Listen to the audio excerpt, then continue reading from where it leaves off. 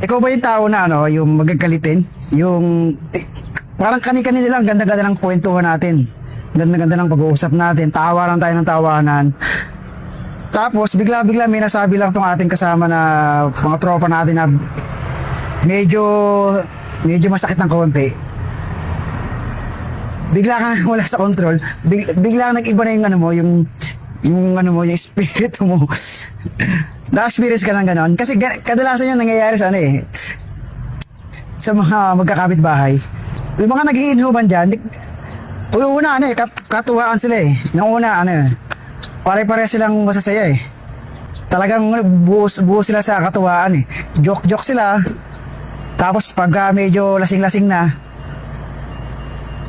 yun na, nag-aaway na. Di ba?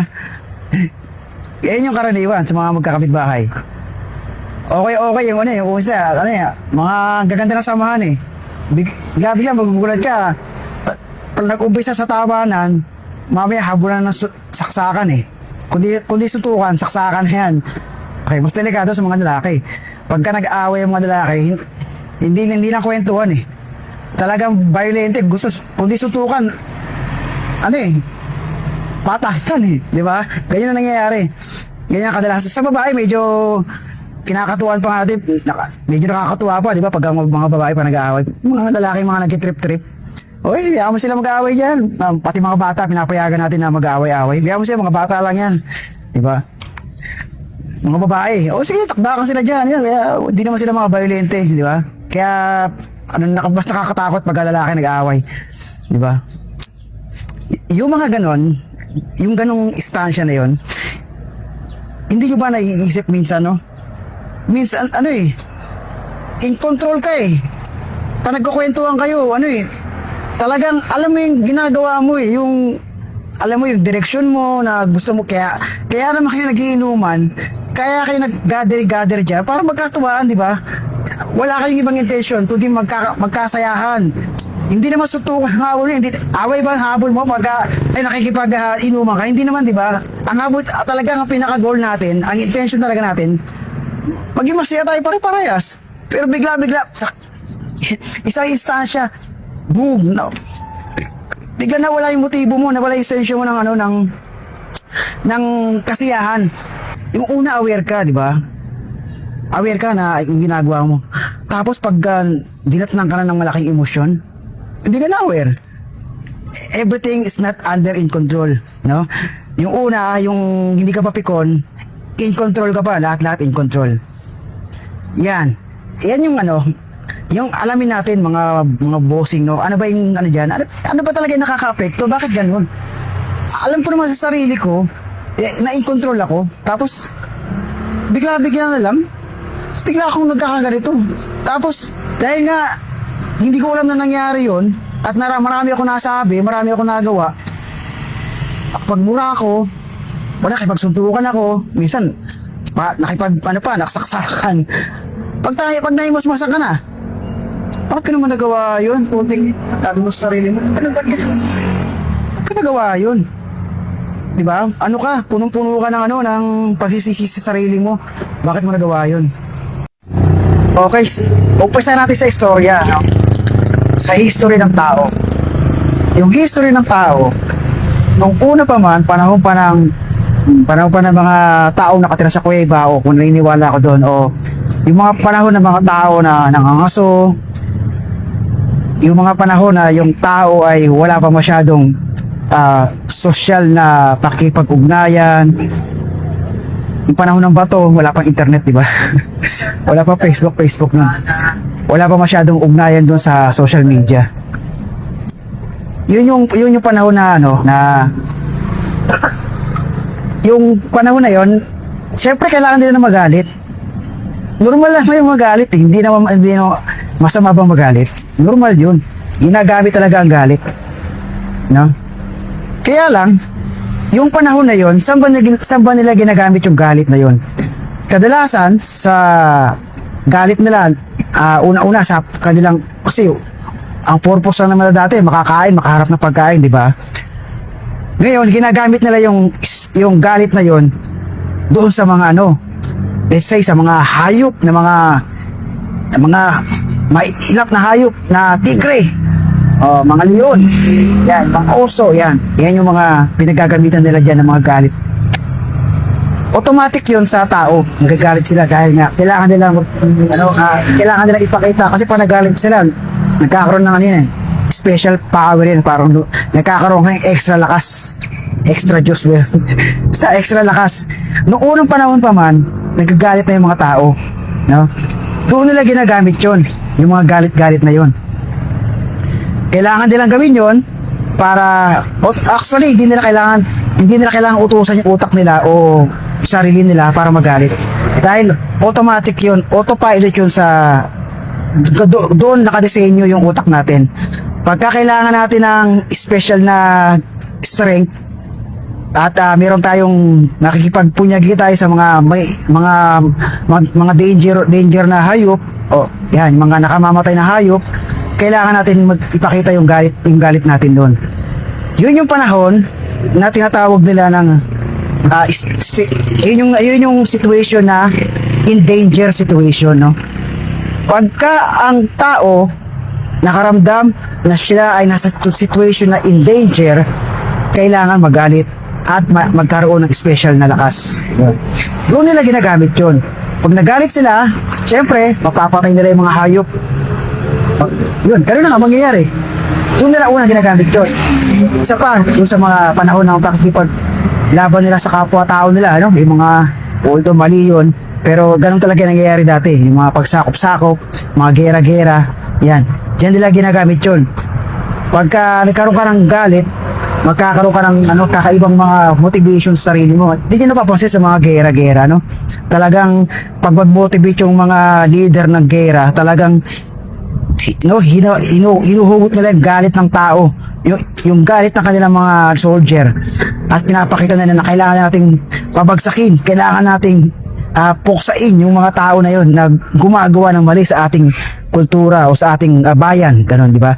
Kaya doon nila ginagamit yun, yung galit na yun. Yun yung lumang panahon, no? Dahil nakaramdam sila ng danger, automatic yun, autopilot, in danger, ginagamit yung galit na yun, no?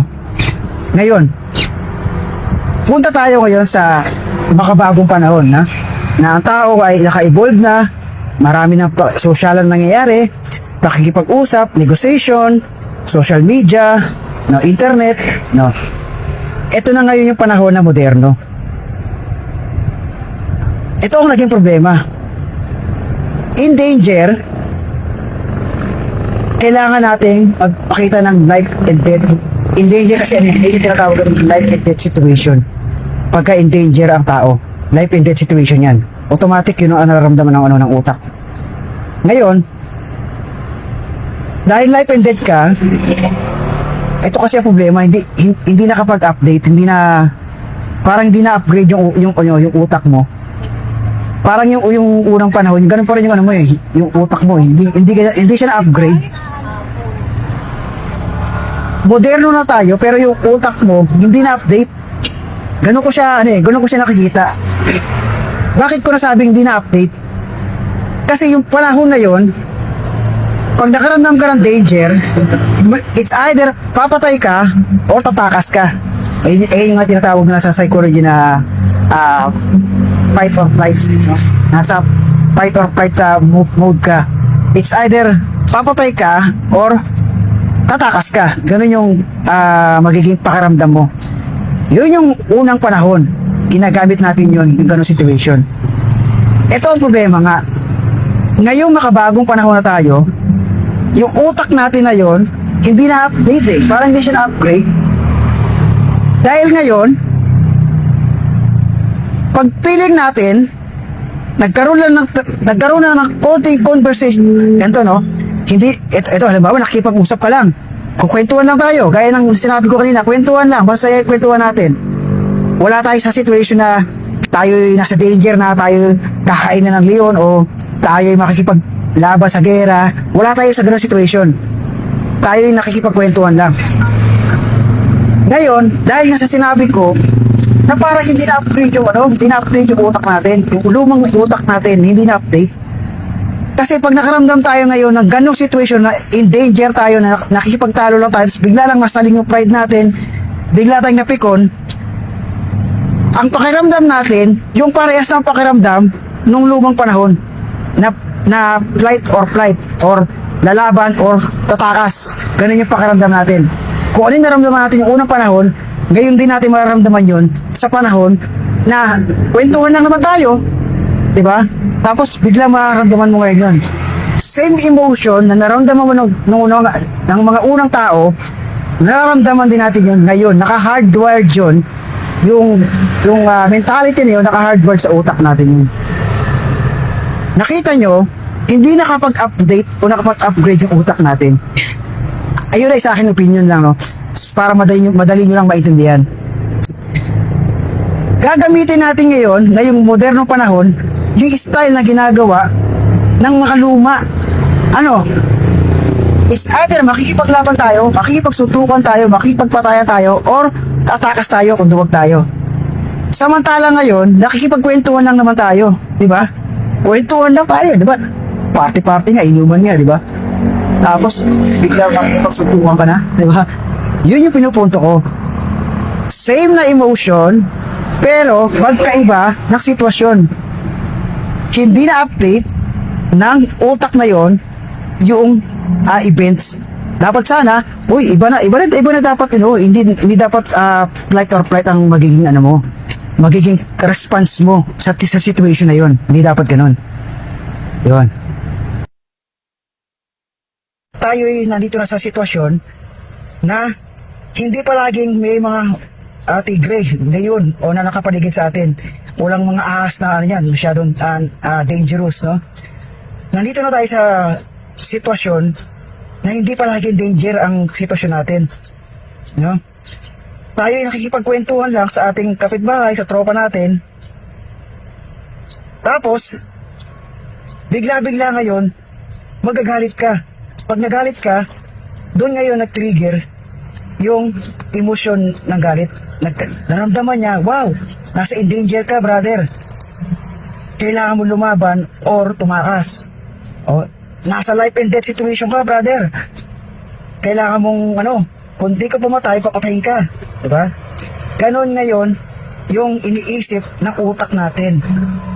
Hindi na dapat yun ang iniisip niya. Dapat na-update na siya. Na tayo po, nakikipagkwentuhan lang. Wala pong leon dito nakapaligid sa atin, walang tiger, wala tayo sa life and death situation. Nakikipagkwentuhan lang tayo, no? Kaya yun ang naging problema ngayon dahil sa hindi na-update o na-upgrade yung utak natin. Automatic tuloy nawawalan tayo ng control. Di ba sabi ko nga, once nakapasok sa iyo yung amygdala hijack na yan, kanina in control ka, aware ka sa sinasabi mo, aware ka sa ginagawa mo. Once na pumasok ka na sa amygdala hijack, na hijack na yung focus mo, mawawala ka na ng control, no? Isipin nyo ganito, para meron tayong idea. Ito kasi magiging pundasyon natin, no, sa usapang physiology o neuroscience.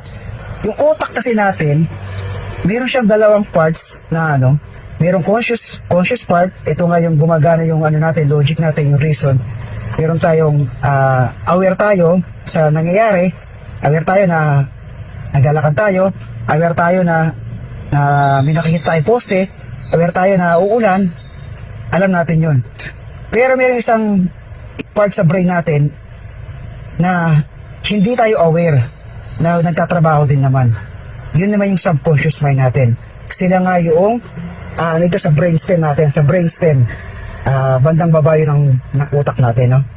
Ito, yung awareness part, ito naman yung subconscious part o yung walang awareness part ng ating brain. Yan. Isang tao ka na kinokontrol ka ng isang awareness part at saka subconscious part o yung walang awareness part, no? Yung example ng mga subconscious part, yung hindi ka aware, wala kang control, hindi mo nakokontrol yon, yung pagpapatibok ng puso natin, pagkokontrol ng temperature natin, paghinga natin, yan, yung mga pagdaloy ng dugo, yan yung mga karaniwan na subconscious tayo o hindi natin alam na nagkatrabaho, yung hindi tayo aware. Yan yun. Kaya lumalabas ngayon, tayo isang tao na kinokontrol tayo ng dalawa. Awareness part tsaka yung non-awareness part ng brain natin. Yun ang problema natin ngayon. Kasi nga, once na mag-trigger na yung galit, ang magkocontrol ngayon sa atin, yung subconscious part, yung part ng brain natin, the limbic part, yung limbic system natin, yung brainstem natin, siya yung magkocontrol. Yun yung sinasabi natin na hindi tayo aware, no? Kaya sinabi ko kanina nagkukwentuhan lang kayo eh. Alam mo, nakikipagkwentuhan ka, alam mo intention mo na makipagkasayahan lang, diba? Kaya ka nga nakikipag-inuman dyan, kaya ka nakikipagkwentuhan dyan, para for fun, for vibes, diba? For happiness, diba? Tapos bigla-bigla, nawala ka na ng control. Ano nangyari? Na-hijack na ng amygdala yung iyong awareness, no? Na-hijack. Pag na-hijack na yung awareness part natin, ang magko-control ngayon, ang mag-drive ngayon sa atin, yung subconscious mind natin. Yung kasama na doon yung emosyon. Yung emosyon natin, yung galit natin, no? Once na tayo ay na-control na ng emosyon natin, ng galit, hindi na natin alam yung mga pinagsasabi natin. Hindi na natin alam halos yung ginagawa natin, no? Kontrolado na tayo ng ating subconscious mind. At ito nga ang nangyari. Kaya ka nawalan ngayon ng control, kaya gumagana ngayon yung subconscious mind mo dahil yung dugo mo, sabi ko, pupunta siya sa mga priority part ng ating katawan. Ngayon, ang problema natin ngayon, kaya tayo nawawalan ngayon ng control sa ating sarili dahil yung dugo, kumukunti ang supply sa logic system natin dito sa ating frontal lobe. Ito yung nag-reason eh. Siya yung logic part. Ito yung matalinong part ng ating brain. Iba-bypass yan ng amygdala. Iba-bypass. Hindi na siya ngayon kukuha ng command dito sa ating logic, no? Imbis na sana dadaan muna siya dyan para magtanong, ano kailangan ba natin magalit o hindi? Imbis na sana dadaan siya dito, hindi na siya dadaan dito. Dahil sa situation na dangerous situation, ang ginagawa ng amygdala, kaya siya nag-hijack, ay para hindi na siya dumaan dito. Dahil kailangan ng ating utak o ng ating being o ng buong katawan natin ang quick response. Once na in danger tayo, kailangan ng ating utak ang quick response. Sino ang makapagbibigay ng quick response o quick na reaction? Yun yung nasa limbic system natin, nakasama din ng amygdala, yung nasa lower part ng brain natin. Sila. Kaya imbes na pupunta pa rito yung ating signal para kumuha ng command, yung ating utak, hindi na siya kukuha ng command dito sa logic. Dito na siya sa limbic system, sa emotional part. Doon siya kukuha ng command. Doon siya kukuha ng command doon sa ang pagkukuha niya yung event, yung mga past natin. Doon siya kukuha ng history niya. Kaya gagawin niya yung reference niya, doon na siya kukuha sa limbic system. Meron siyang history doon. Ang history niya, yun nga, yung mga kung paano makipag-away, kung paano dapat i-apply ang galit, doon niya kukuhain yung sa naka-store doon sa limbic system natin. Hindi na siya kukuha rito or dito sa ating ito sa hippocampus. Dito na siya kukuha sa limbic system. Nang lahat ng gagawin niya, dito na siya kukuha sa limbic system. Ang gagana na ngayon ay yung subconscious. Kaya wala na control to kasi na-suppress yung dugo. Pati dito, wala nang magandang rasyon ng dugo at saka oxygen. No, yung utak, yung part na to. Ako ano yung mangyayari sa utak mo? No, alamin mo, ano ba yung nangyayari sa utak ko? Ba't ako nagkakaganito? No? No.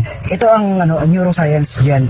Ang nangyayari kasi once na tayo ay na-hijack, yung utak natin ay na-hijack ng amygdala, ang amygdala ngayon ay magpo-produce ng tawag dito ay adrenaline, no?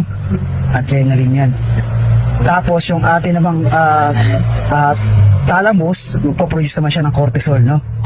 Isipin mo, yung dalawang chemical na yon nanggaling sa limbic system natin, ipoproduce niya yung ating adrenaline. Pag sinabing adrenaline, yun yung rush, adrenaline rush, ayun yung nagpapabilis sa atin, nagiging energetic tayo, no? Isipin mo, yung ating adrenaline na yun, pupunta ngayon doon sa ating dugo, pupunta sa ating dugo, no? Doon ngayon pupunta sa dugo yung adrenaline na yun. Ngayon uutusan nun yung dugo natin, pumunta yun doon sa priority na part. Ano yung mga priority na part? Yung puso natin, pupunta yun doon, kailangan niya ng oxygen tsaka dugo. Pupunta yun doon para mag-pump siya ng dugo. Tapos pupunta rin yun doon sa kamay natin, sa mga kamao natin, tsaka sa paa natin. Doon. Magkakaroon sila ng parang superpower, no? Magkakaroon sila ng kakaibang lakas. Pupunta rin yun din sa yung mata natin, ganoon din. Magkakaroon tayo ng ibang, parang magiging superpower. Tawag ko dito, stupid superhero. Tawag ko sa kanya. Kasi, para ka magiging superhero lalakas yung kamay mo, kasi magkakaroon ng maraming rasyon ng dugo yan Tsaka pati yung paa mo, magkakaroon ng maraming rasyon ng dugo at oxygen. Kaya kung napapansin nyo, every time na mayroong emergency, kasi marami na nakapagsabi nun pag kami sunog, di ba? Hindi mo naman kayang buhatin yung rep. Nagtataka ka, biglang nabubuhat mo, di ba? Tapos, pati yung mata mo, parang minsan kasi naranasan ko na yun yung parang yung aksidente ako sa motor. Habang malapit na ako mabangga, nag-trigger yung ating na-hijack yung amygdala ko. Tapos, yun nga, para ako naging parang bumagal nakikita ko yung mga nangyayari, parang bumagal yung oras. Ganun yung naramdaman ko. Nakikita ko, parang bumagal, parang nakikita ko kung saan ako sasalpok. Ilalim ba ako ng sasakyan, doon ko nakikita. Hindi pa nangyayari, pero nakikita ko saan ako sasalpok. Yun.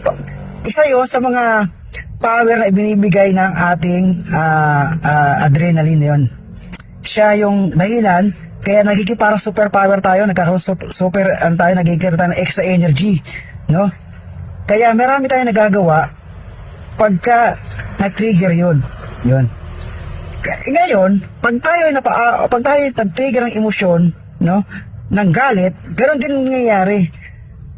Pupunta rin yung oxygen tsaka yung suga, yung dugo sa part ng katawan natin na nangangailangan nun. Gaya ng panuntok, gaya ng pagtakbo sa paa. Yan. Paskis dito sa mata, sa tenga. Yan, dun yung pupunta. Kasi, inuutos ng utak natin na dito ka pumunta. Kasi dito kailangan pumunta para makatakbo agad tayo o kaya makalaban. Magkakaroon tayo ng superpower. Ganun. Kaya, ang solusyon talaga dyan, ang kailangan natin, since hindi na to, suppress na to, wala na siyang control. Diba? Wala ka na magagawa, kundi magalit, ilabas mo lahat ng galit mo, na hindi mo alam, na hindi mo nalalaman, galit na galit ka na, at saka ka magsisisi. Pag bumalik na uli yung naging kalmado ka na. Kaya yung panahon na galit ka na, doon natin kailangan na i-reactivate uli yung awareness part natin. I-reactivate uli sa pamamagitan nga ng gisingin uli yung ating awareness part. Kasi meron pa tayong isang pag-asa, yung ating medial part o medial prefrontal lobe. Meron tayong tinatawag, meron medial yun. Pagka ikaw nag-iisip ka na malalim na pag-iisip, iniisip mo yun, nagbibigay ka ng complex na information sa brain mo, imbes na dediretso yung command at mag-action siya ng ayon sa kanyang galit, hindi mangyayari yun, no? Dahil mabadivert ngayon yung ating limbic system o yung emotional part or yung non-awareness part pagka nagbigay ka ng bagong command. Yun nga, paano yung bagong command? Yun, isipin mo, maging aware ka na ito, ganito pala nangyayari, yung amygdala, hina-hijack niya pala yung natin, yung ating utak, nangyayari pala, yung dugo pala, imbis na pupunta, madidistribute sa buong katawan natin, hindi na pala madidistribute. Didistribute niya pala yun, doon lang sa nangangailangan ang priority niya pala sa kamay, sa paa, sa mata, sa tenga, sa puso. Yun lang pala yung magbibigyan ng maraming rasyon. Kaya pala lumalakas ako. Kaya pala nagigiba yung papakiramdam ko dahil doon sa nangyayari. Kaya yung mga bagay na niisip mo yun, magkakaroon ngayon ng bagong awareness. Imbes na makokontrol tayo ngayon ng non-awareness o yung limbic system natin, babalik ngayon unti-unti yung awareness. No? Unti-unti, makokontrol ulit tayo ng ating frontal lobe. No? Itong cerebellum. No? Tama, cerebral. Ito pala cerebral. Yan. Kaya, sa pamamagitan yon, mababalik yung control mo at kalmado ka na, di ba? Hindi ka mapupunta sa malaking away o malaking gulo, di ba? Hindi mo kailangan pumatay, hindi mo kailangan tumakas. Isipin mo yun. Ganun ang practical solution. Pero syempre, sa opinion ko pa rin,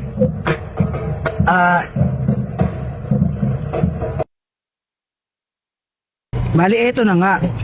Andito ka lang sa sitwasyon na magulo. Ano yung magulong sitwasyon na yan? Yan nga yung sitwasyon na overpower ka na ng emotion mo, ng galit mo. Wala na control sa'yo yung awareness mo o yung smart brain mo. Ang kailangan natin, makabalik sa awareness natin. Diba? Since nandun na tayo sa non-awareness part, kasi galit na galit ka na eh. Overpower ka na ng galit mo. Wala na control si awareness. Wala na control yung smart na brain mo. Si logic part, si reasonable part ng brain mo. Wala na control. Hindi ka na makapag-isip ng tama. Pero, ang isang solusyon dyan, ang practical solution, siguro, ito, ginagawa din ng marami to, hihinga ka lang muna ng malalim. Diba? Stop ka muna. Stop ka muna. Pag nandiyan ka na sa chaos, kaguluhan, stop ka muna. Pause. Hinga ka na malalim. Then, kailangan mong makabalik sa awareness part ng brain mo. Yung smart brain mo. Kailangan makawala ka sa pagiging stupid part ng brain mo. Yun nga yung kaguluhan na brain. Ngayon, yun nga yung sinabi ko, para makabalik ka doon, kailangan mo mag-isip ng mga complex. Kailangan mag-feed ka sa utak mo ng mga complex information. Kailangan magtanong ka ng mga complex sa utak mo. Habang nagpo-post ka, habang mito ka muna, isipin mo kaagad, ito ang nangyayari ngayon. Lumabas ka sa iyong parang kaluluwa, labas ka doon. Isipin mo kung ano nangyayari. No? Maging aware ka. Pag nakita mo yung sarili mo, nakikipagtalo, magulo-magulong isipan, init na init, makikita mo, bakit tatanong mo agad sa utak mo, bakit ka nakapag-away? Ito na ba yung panahon? Ito ba yung panahon na dangerous part? Ito ba yung panahon na dapat akong makipag-away at makipagsuntukan at pumatay? Kasi later on, pagka lumalayan, suntukan yan. Patayan yan. Pag pinayagan mo yan, ganun ang mangyayari. Kaya tanungin mo kagad yung sarili mo. Mag-isip ka kagad ng mga complex na bagay. Isipin mo na kung anong nangyayari sa katawan mo. Gaya ng sinabi ko kanina. Diba? Ganun yung gagawin mo. Iisipin mo kagad yun. Para ma-divert o makapasok ngayon yung isang part ng brain natin.